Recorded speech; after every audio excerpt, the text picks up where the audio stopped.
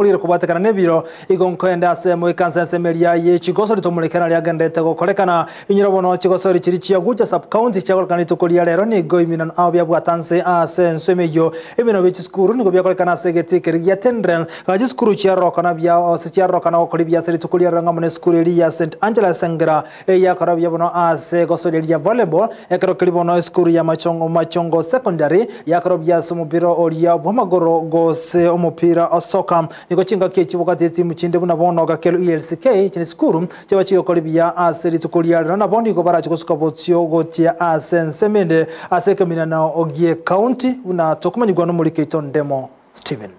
I'm Nael Auma from Sengera Parish. I'm the captain of the team.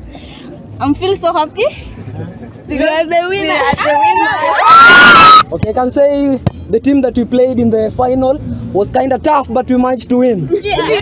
I'm Mr. Mofa Tondara.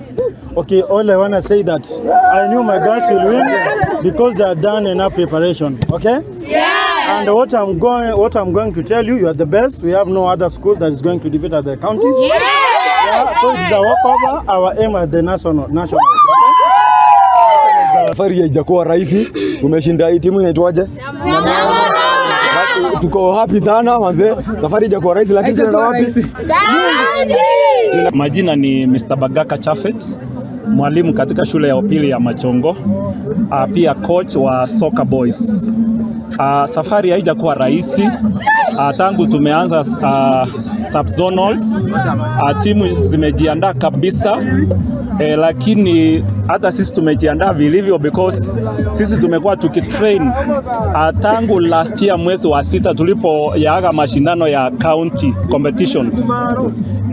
Last year county competitions we played the semi-finals against Omwari. We lost on a penalty shootout and then tukacheza playoffs tukashindwa na Ndonyo.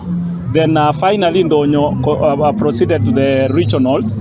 And it's our hope this year that we are going to come out very successful and represent Kisii County at regional level.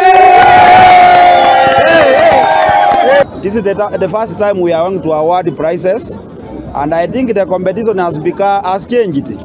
In fact, the tournament for secondary schools championship has gone a notch higher.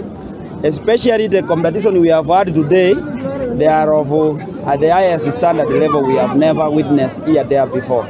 We hope they will compete well, given time to represent our sub-county, that is Uguja, at the sub-county level that will be held at Induru Boys High School, starting from the 18th to 21st of this month. Echo ne chigosori robot sirwalganiwa na captain number 00